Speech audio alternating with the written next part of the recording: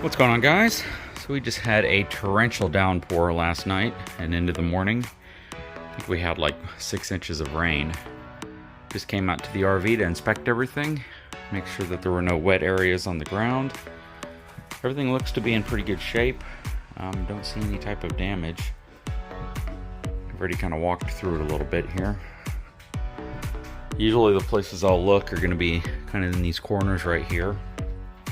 I don't see anything puddling up because when water hits the slide, well, in my case, the slide top awning, it's going to go off, but if it hits it at an angle, the area that you're most likely going to be susceptible to water damage is going to be around your slides. Checking in here. Again, the area that I always check first is down near the bottom corners of the slide. Top corners really aren't going to have much of a chance unless there's just some type of crazy structural issue going on.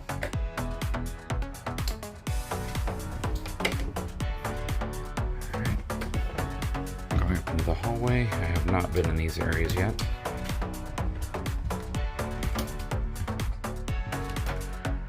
Doesn't look like anything's wrong in here.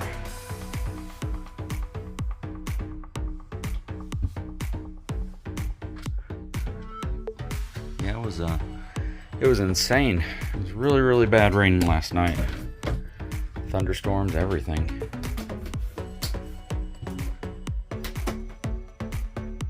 Don't see anything wrong. Nope, everything looks good.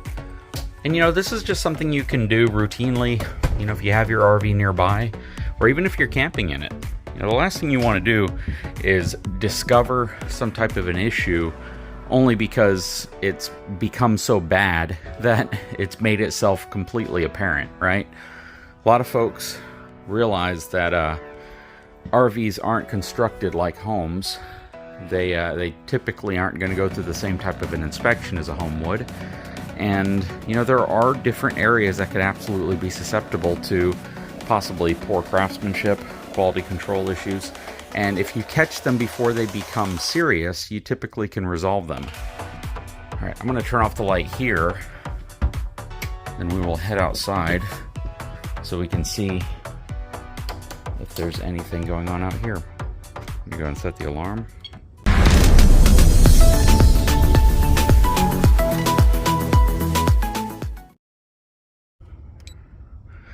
I absolutely love my RV lock. All right, checking around the outside, looking at all the awnings. Doesn't look like there's any damage to any of the awnings or windows. All right, according to the news, we had upwards of 70-mile-an-hour gusts, which is nearly hurricane strength. That's interesting. Huh, I guess it just failed.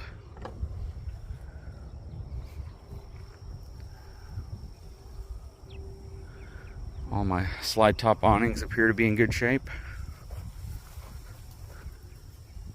After a rain like this, one thing you always want to look out for out here are rattlesnakes, because they like to come out. So just because I'm recording, I can't be too complacent and not look out for other crazy things that might be around here.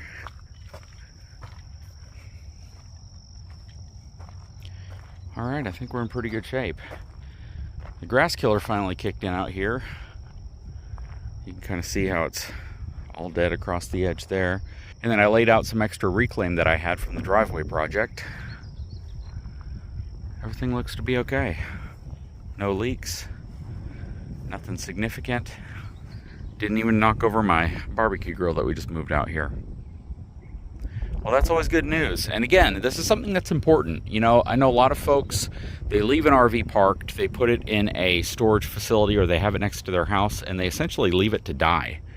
And that's just something that's going to happen. I mean, almost anything that you just leave out in the elements will eventually start getting pretty nasty on you if you don't take care of it.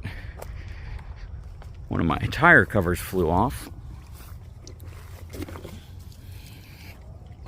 I'll come back and put this on in a little bit. But it's this tire cover. Kind of interesting how it's the one that came off. considering it had to fly back there. But yeah, I'll come back and I'll put that one on here in a little bit. Now everything's really good. We're real happy. And again, you know, if you leave an RV out somewhere, it's very likely going to start developing issues just because you're not watching it, you're not taking care of it, you're not keeping an eye on the things that can just naturally happen when you have an RV. You know, it's really important that you focus in on different things that could potentially happen, because again, catching them early is oftentimes the key to having an RV that lasts a long time. If you can catch a small little tear, if you can catch a small little leak, if you can catch something that just wasn't assembled correctly and fix it, you can generally fix it before it becomes something so bad that it causes that part or that component to fail catastrophically. So walking through your RV, doing a quick check is absolutely something I recommend. Anyways, let me show you what's going on with one of our other projects. Okay, as most of you know, we've had a deck project going on.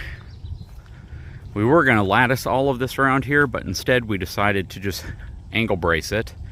Kind of a decorative angle bracing, because I want to be able to get under there to spray for wasps, check for snakes, you know, mainly wasps, but ant piles, things like that, and to be able to service the pool. And if we put the lattice all the way around it, it makes it a little bit more difficult, and you know, just accessing it is one of those things that's really important to me. Now, here's how it looks up top. You can see we got two umbrellas out here. We got this egg chair my wife found at Lowe's that she absolutely fell in love with. Then we found it at another place after we got it for like $100 less. Got a new deck box up here from Sam's Club. We got these from Sam's Club a long time ago, and they've been holding up real well because they're aluminum.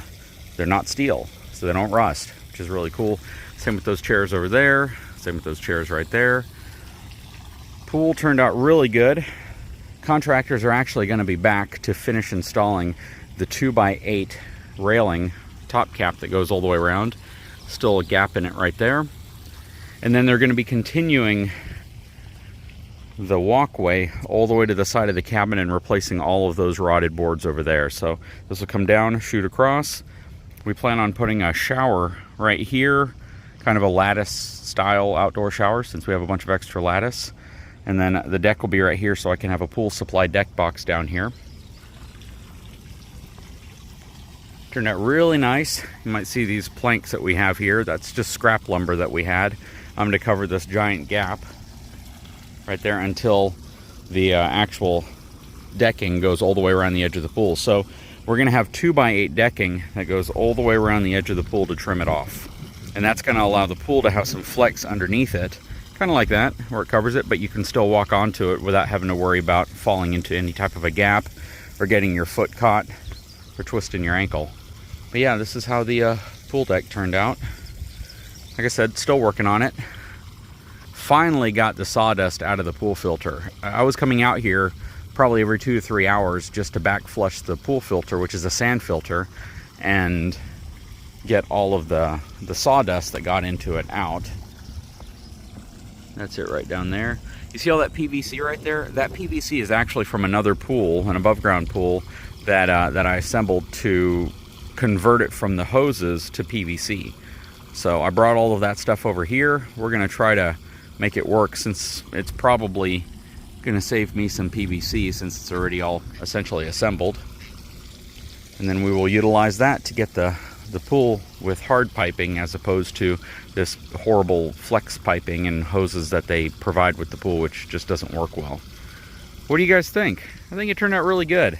I'm actually surprised a lot of this stuff didn't fly over the fence, especially that. That's really kind of confusing, or that under there, considering some of the other stuff I've seen flying around everywhere. You know, to have some really lightweight stuff kind of stay in place. I guess the spindles here essentially broke up the wind and prevented it from getting too rough in this area. And the pool doesn't have nearly as much debris as I thought it would have in it. It certainly has some debris that sunk to the bottom, but not too much. So that's a win. But we also had him do the backing on the steps right here. A lot of times you just see straight through them, and a lot of people don't know this, but dogs don't like to walk up steps that they can see through. So having a backing here allows Buddy and our other dogs to be able to get up the steps. Then we'll have a walkway that leads from here next to the swing set that I built. We made a video on that. But the walkway will come all the way over here And this entire area right here is going to be replaced because it is in really, really bad shape, as you can probably tell. So yeah, we just had some tarps laid out for my daughter's birthday party, just so they could get to the deck. We had a big inflatable thing right here as well, so they had access to just about everything. Okay, so we're back out here on the deck. You can see we have top cap already in place. They just left for the day. A couple little pieces of lumber laying around. We have the pool all trimmed off now. They are planning on 45ing these angles right here, so everything kind of butts up a little bit better. This is just to make sure everything's out here. They have enough lumber. Had to kind of pull that back a little bit so I could put a skimmer on top. We expanded the step right there and put an angle at it so it's not a trip hazard. Man, this thing turned out really, really nice.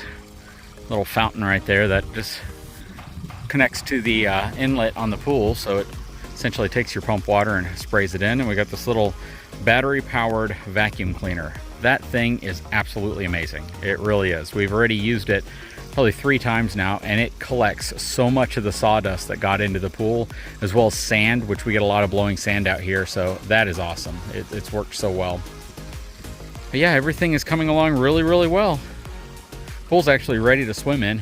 We trimmed the wood back here another 1.5 inches just so the pool has some ability to flex, and then we put the trim on it. But you know, everything is really coming along. I'm very happy. And it is an absolutely gorgeous day, so it might actually be worth taking a swim. Anyways, guys, sure hope you've enjoyed this little segment here, showing you what we've been doing and what's going on with this deck and the process. It's certainly been a process, but got it done in record time, and it is certainly going to come in handy this summer. Anyways, guys, I sure hope you've enjoyed this video. I know I didn't go through the step-by-step process of building it, and that's primarily because the people building it didn't prefer to be on camera. But yeah, it turned out really good. We're really happy. If you haven't had a chance, please take a moment, subscribe to my channel, give me a thumbs up. We'll talk to you again very soon.